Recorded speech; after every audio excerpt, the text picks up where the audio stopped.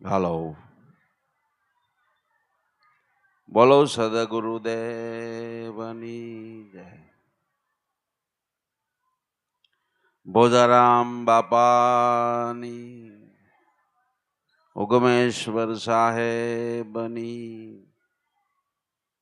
હિરસાગર બાપાની.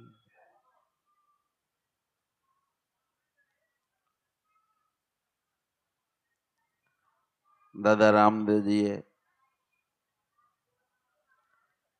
5 પીરો મળવા આવ્યા.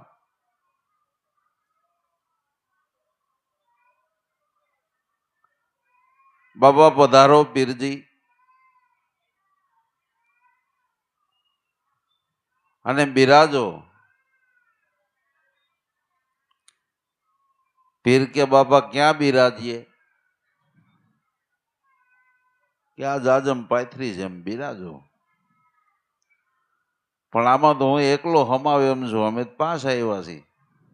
અમે 5 આવ્યા છીએ કે બિરાજો ખરા. ને જેવી બિરાજવાની વાત થઈ એટલે 5 હમાઈ ગયા ને ભાઈ.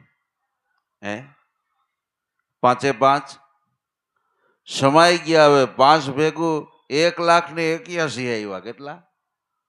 1,81,000 આવ્યા. એલા એ જાજમમાં હમાઈ ગયા. એ જાજમમાં હમાઈ ગયા. આ તો મહાપુરુષો સંતોની જાજમ છે. આમાં હોય એટલા હમાઈ જાય. આમાં હોય એટલા સમાઈ જાય.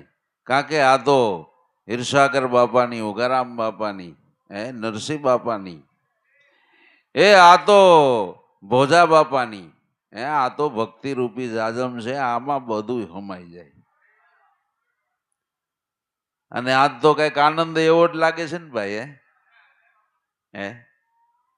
દરેકના હૃદયમાં જોઉં તો આમ પ્રેમ દેખાઈ આવે છે.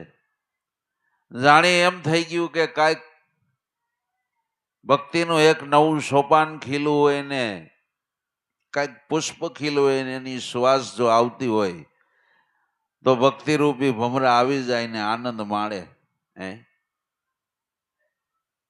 તો ભાઈ ખૂબ ધન્યવાદ છે. આમાં ખૂબ પ્રગતિ કરો. આમાં ખૂબ પ્રગતિ કરો. પણ વૈભવતા વધે એની ભેગું ભક્તિનો ભાવે જાજો હોવો જોઈએ. જો આખા અંગે આભૂષણનો શણગાર હોય ને નાકની નથણી ભક્તિ ન હોય તો શોભે? તો શોભે? તો આ બધો વૈભવ છે ને, આ બધો વૈભવ છે ને, એલા એ તો ભોજારામ બાપાની દયા કૃપા છે. અને આ 1000 હાથ વાળો બેઠો છે ને, જો આ એક કરતા કરતા કાર્ય સિદ્ધ નથી થઈ જતું. પણ જેમ માયામાં ગરકાવ થઈને ધીમે ધીમે ધીમે ધીમે આપણે ઘણી વાર દાખલો દઈ છીએ. એક સાધુ અપરિગ્રહ ગામમાં ગયા અને સત્સંગ ભજન કરે. 2 જણાનો ભાવ થયો, 5 જણાનો ભાવ થયો. બાપુ રોકાઈ જાઓ. કે ભાઈ અમે કોઈ ગામમાં ન રોકાય. સાધુ ચલતા ભલા. કે બાપુ જવું હોય તો અમે અહીંયા હોઈ જાય છીએ, અમારી માથે તો વી જાય. પણ આટલું બધું ન હોય. ભાવે કરીને રોકાણા. 1 થી 2 આવ્યા, 2 થી 4 થયા. બાપુ 2 દી રોકાવ. હજી અમારે ઘણો લાભ લેવો છે, ઘણો આનંદ કરવો છે. બાપુ 2 દી રોકાવ ને. એમ કરતા કરતા બાપુને થોડુંક સ્થાયી જેવું કરી દીધું. કે બાપુ આ તડકો સાયો ને તમે તો મહાપુરુષો છો ને તમને કઈ લાગે વર્ગે નહીં. આ તો અમને ટાઢોળું થાય એટલે હું અમે ટેવાયેલા નહીં ને. વર્ષા આવે, બીજું ત્રીજું આવે તો બાપુ તમને તો આ બધું સહજ છે ને અમને તો આ બધું નવું છે. કે ઠીક કરો. તે ઝૂંપડું કર્યું. લાભુ દાદા કે ઝૂંપડી એટલે ઝૂંપડી. ઝૂંપડી એટલે ખંજવાળું ઈપડી, સમજાય ને. માથામાં જોવું પડે એટલે ખંજવાળવું પડે. હે એમ કરતા કરતા કે બાપુ આપણે જરાક ધોતી પહેરવાનું રાખો ને, તે ધોતી આપી. તે બાપુ નાઈને એમાં આનંદ કરે. ભીની ને ભીની પહેરાય ને એટલે બીજીની વ્યવસ્થા કરી દીધી.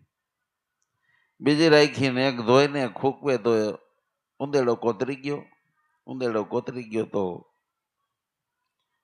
બાપુને બધા ઠપકો દે કે બાપુ આપણી પાસે મોટા મોટા ધર્મગ્રંથો અને આ સોગઠડી જો ઈ કોતરી જાય તો જોયા જેવી થાય ને, જે આપણે તો આનો લાભ લેવાનો છે. બાપુ કહે તો હું શું કરું? એક બિલાડી પાડો. તે બિલાડી પાડે તો એને પછી જમણવારે દેવું પડે ને. તે દૂધની રામાયણ થઈ તો દૂધનું ગોઠવણ કરી. પછી દૂધ કાયમ કોઈના ઘરે હોય નહીં, કોક દી દૂધાણું હોય, કોઈ દી ન હોય. તે બધા ભેગા થઈને કે બાપુ એક કામ કરો, એક ગાય પાડી લ્યો. સમજાય કે ભાઈ હું ગાય પાડીને શું કરું? સમજાય ગાય પાડીને હું શું કરું? કે પાળો બાપુ, તમારે શું, અમારે કરવું છે ને બધું. તે દોઈ જાય ને બધું કામ કરે ને બાપુને થોડુંક દોતા શીખડાવી દીધું. બાપુ અમે કદાચ વેલા મોડા થાય ગા ને દોઈ લેવી. હું બાપુ કે હવે ઈ મને ફાવે નહીં. બાપુ એક કામ કરો, હવે એક કામ કરો, રામકી રાખી લ્યો એક. અરે મારા વાલા, હું ક્યાં અપરિગ્રહ સાધુ ના તમને ક્યાં હલવાડી દીધો? તો માયામાં જેમ ગરકાવ થઈ જાવ છો, એ સોટલી દેખાવા દે એમ નથી માયા. સમજાય? આપણે આ કહેવાનો અર્થ શું છે? આપણે ભક્તિમાં ગરકાવ છીએ અને એમાં આપણી સોટલી દેખાવા દેવાની નથી. એટલા બધા ગરકાવ થઈ જાઓ કે એમાં આનંદ વર્તાઈ જાય. તો ભાઈઓ, આમાં કમર કસી લીધા જેવી વાત છે. ખાલી રામગીર બાપુ એક જ આમાં ઓલું કરે એમ નથી, બધાને આનો સાથ સહકારની જરૂર છે. તો જેમ દરેક મહાપુરુષોએ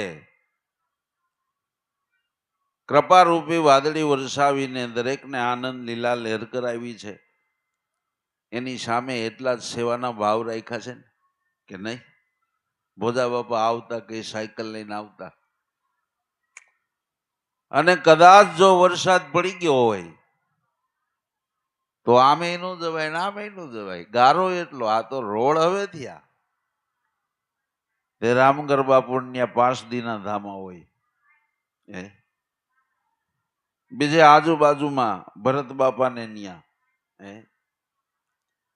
પણ ભાઈ 5 દીમાં જે આનંદ કરી લે ને, જે સેવા કરી લે ને, આ એના પરિણામ છે. આ બધા એના પરિણામ છે. નકર આ હળાળ કળિયુગની અંદર માણસો આગળ સમય નથી છે. તો ભાઈઓ, તમને જે કાંઈ મળ્યું છે ને, જે સંતો મહાપુરુષોને તમને સેવવાની અત્યારે ભાવના ને અત્યારે જે પરગણામાં એટલે જે પાથરણામાં તમે બેઠા છો ને, એ યોગ્ય છો. કેવા છો? યોગ્ય છો. તો મહાપુરુષોની રૂડી શીખ લઈ આ આશ્રમે દીપે ને શોભે. સમજાય? મોર ગમે એટલો સારો હોય પણ પીસા ન હોય તો પીસા વગરનો મોર સારો લાગે? તો અત્યારે રામગર બાપુ છે ને મોર છે. સમજાય? અને આ બધા પીસા છે. એમ ભોજા બાપા મોર છે ને આ બેઠા ની બધા એના પીછા છે. એનેથી શોભે ને, એનેથી શોભે ને. એ વરાજો છે, આપણે જાનૈયા છીએ. તો જાનૈયાની ફરજ આપણે એમ બજાવવી જોઈએ. એ ગીત કાયમ ગાવા જોઈએ. અને સંતો જે લાવો લેવાની વાત કરે છે ને, ખાસ તો એ લૂંટી લેવા જેવો છે. અને મહાપુરુષોની દયા કૃપાએ વાણીમાં આમ ફૂલ જડતા હોય, મોતી જડતા હોય, આમ અનુભવના શબ્દો આવે એટલે સારા સારા પથ્થર જેવા હૃદયને એલા પીગળાવી દે એવી ગુરુ મહારાજે કૃપા કરી છે. તો આનો જેટલો લેવાય એટલો લાભ લેવો જોઈએ. જેટલો લેવાય એટલો લાભ લેવો જોઈએ. ભરતરામ બાપાને જાઓ, વડિયા જાઓ, બાંદ્રા જાઓ, હે, કારણ કે આ તો બધા આપણા મૂળ મથકો છે. મૂળ મથકો છે. રાજકોટ જાઓ, સમરથ સદગુરુ ઈર્ષાગર બાપાના દર્શન પ્રસન્ન કરો, હે, કારણ કે આ ભક્તિરૂપી ગંગા એલા આમ ધીરે ધીરે વહેતી વહેતી કેવડું રૂપ લઈ લીધું. અને અત્યારે કેટલા કરોડનો લાભ લેતા છે એની કોઈ ગણતરી નથી. શાખા પ્રતિ શાખા, શાખા પ્રતિ શાખા, શાખા પ્રતિ શાખા, એમ ભોજા બાપાના આ ભક્તિરૂપી બગીચામાં એક આ બીજું ફૂલ ખીલ્યું. સમજાય? બીજું ફૂલ ખીલ્યું તો આની શ્વાસ જરીય ઓછી ન થાય. હે, સૂંઘે એને આનંદ અપરંપાર થઈ જાય, મનનો ધડો બંધાઈ જાય. હે, જે શકડાવે શકડોળે જીવ છેડો હોય એલા એને શાંતિ મળે ને ઠરીને સંતોષ વરને વરી જાય. બાપા આ રેણી કેણી પાળજો, સમરણ ભજનમાં રહેજો, અને આ કરશો તો જ આપણે ગુરુના બંદા ગણાય. હે, જો આ ન કરીએ તો આપણે ગુરુના બંદા કહેવાઈએ. તો ભાવે કભાવે સમય આવે એ આખા દીની અંદર સદગુરુની યાદી કરીને બાપા ભક્તિના દાન દેજો, હે, શ્વાસાના દાન દેજો. સંતો તો કેવડી ટકોર મારીને કહે છે કે આખા દીની અંદર એટલા તને સદગુરુની યાદી ન થઈ તારો દી વાંજ્યો ગયો. કેવો? વાંજ્યો ગયો. હે, અને જેને નક્કી થયું છે ને એ કે મારી પળ વાંજણી ગઈ. હે, કબીર કે મેં ટેક રહી ગ્રહી શકે નહીં કોઈ, એક નિમિષ માત્ર મારા સદગુરુને બોલું તો મને બ્રહ્મહત્યાનું પાપ હોય. તો બાપા આવા જ બ્રહ્મનિષ્ઠ પુરુષોની એ આવી જ આનંદ ઉત્સવ વર્તાતી જે મહાપુરુષોને સેવીને આ જેને પરમાત્માને ભાળીને જેને પરમાત્માને સડે શોખ છે એવું કીધું છે ને, જેને છે એવું કીધું છે ને, આ એની હારમાળા છે. આમાં જેને જેને જ્યાં હૃદય મળી જાય ને જ્યાં પ્રેમ ભાવ બંધાઈ જાય એલા ઈ શરણે જઈને આ અમૂલક વસ્તુ હસ્તગત કરીને ભક્તિમાં ભળી જવાની જરૂર છે. તો બાપા આ જે આનંદ વર્તાઈ રહ્યો છે એ આપ સૌને બધા માટે છે. પણ કોના માટે છે કે એનું બાનું ભક્તિ છે. આ ભક્તિના બાનાને યાદ રાખી જીવનમાં સફળતા મેળવી, હે, કે આપણે ગુરુના બાળક તરીકે નો ઓળખાય પણ એમ કહેવાય રામગર બાપુ ગુરુ કોણ? હે, ઉગારામ બાપાની એવી ઝળહળતી જોત કરી દીધી એમ કે ઉગારામ બાપા ગુરુ કોણ? કે ઈર્ષાગર બાપા. હે, કહેવાય ને. તો આપણે પણ એવું કરીએ, એવી પ્રેમની જ્યોત પ્રગટાવીએ, હે, એવી સેવાની જ્યોત પ્રગટાવીએ, એવી માનવતાની જ્યોત પ્રગટાવીએ કે જેથી કરી આપણું દિલ તો સાફ થાય, એમાં કંઈક સારા વિચારોના પ્રાગટ્ય થાય, મહાપુરુષોના શુભ સંદેશોને હૃદયમાં ઝીલીને જીવનની અંદર સફળ કરતા જાય ને એટલે આપણે તો લાભ લઈ પણ આપણા લીધે સંતો મહાપુરુષોની ઓળખાણ થતી જાય. તો એના માટે જ મારા વાલા જે કાંઈ વૈભવ છે એના માટે છે ને, હે, આ વરાજા માટે જ બધું છે કે નહીં? હે, બસ તો એ આનંદ કરવાનો છે. સમય બહુ ટૂંકો છે.